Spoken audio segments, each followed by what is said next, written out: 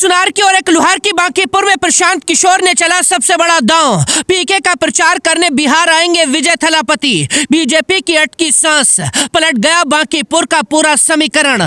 प्रशांत की रणनीति से तमिलनाडु के मुख्यमंत्री बने विजय अब प्रशांत की जीत के लिए बांकीपुर में झोंकेंगे पूरी ताकत। नामांकन में प्रशांत किशोर ने भरी हुंकार, दांव देखकर तेजस्वी यादव भी हैरान। बिहार की बांकीपुर विधानसभा सीट एक ऐसी सीट जिस पर चुनाव जीतने के लिए बीजेपी ने अपना प्रत्याशी बदल दिया। तेजस्वी यादव ने उपचुनाव जीतने के लिए सारी ताकत झोंक दी, लेकिन असली दांव प्रशांत किशोर ने चला है। 13 जुलाई को प्रशांत किशोर हजारों समर्थकों के साथ नामांकन दाखिल करने पहुंचे। प्रशांत की पदयात्रा में हजारों कार्यकर्ता शामिल हुए और इसके बाद प्रशांत किशोर ने ऐसा ऐलान कर दिया जिसने बीजेपी की नींद उड़ा दी है। दरअसल जब तमिलनाडु के सुपरस्टार विजय थलापति ने फिल्मी दुनिया को छोड़कर राजनीति में कदम रखा था, तब उन्हें राजनीति का गुणा भाग सिखाने का काम प्रशांत किशोर ने ही किया था। प्रशांत किशोर की रणनीति और सलाह के दम पर ही विजय ने तमिलनाडु में सरकार बनाई थी।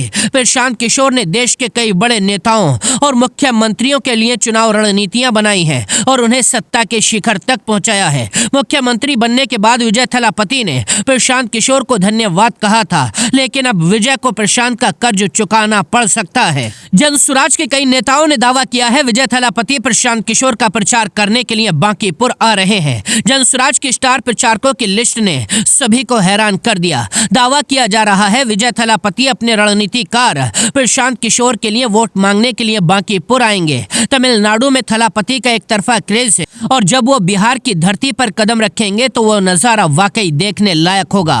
विजय ने मुख्यमंत्री बनने के बाद ऐसे फैसले लिए हैं जिन्होंने विजय को पूरी दुनिया में मशहूर कर दिया है। पूरे देश में हर दिन विजय के फैसलों की खबरें सोशल मीडिया पर आग की तरह वायरल होती हैं। इसलिए प्रशांत किशोर भी अपने पहले चुनाव को जीतने के लिए विजय का सहारा ले सकते हैं। प्रशांत किशोर बीजेपी के गढ़ बांकीपुर में चुनाव लड़ने उतरे हैं। ये वो सीट है जो बीजेपी अध्यक्ष नितिन नवीन के छोड़ने के बाद खाली हुई और इसे बीजेपी का अभेद किला कहा जाता है। बीजेपी ने अपनी सीट को बचाने के लिए पूरी ताकत झोंक दी है। बीजेपी के कई मंत्रियों की फौज इस सीट पर प्रचार करने के लिए उतर रही है। यहाँ तक कि बिहार के सीएम सम्राट भी इस सीट पर नजरें जमा कर बैठे हैं। जब से प्रशांत किशोर ने इस सीट पर चुनाव लड़ने का ऐलान किया है, प्रशांत किशोर ने कहा, मैं बिहार की राजनीति को बदलने आया हूँ और अपना पहला ही चुनाव जीत कर दिखाऊंगा। लेकिन दूसरी तरफ प्रशांत किशोर की मुश्किल तेजस्वी यादव की रेखा गुप्ता ने बढ़ाई हुई है। रेखा गुप्ता जो बांकीपुर चुनाव में पिछली बार दूसरे नंबर पर रही थी,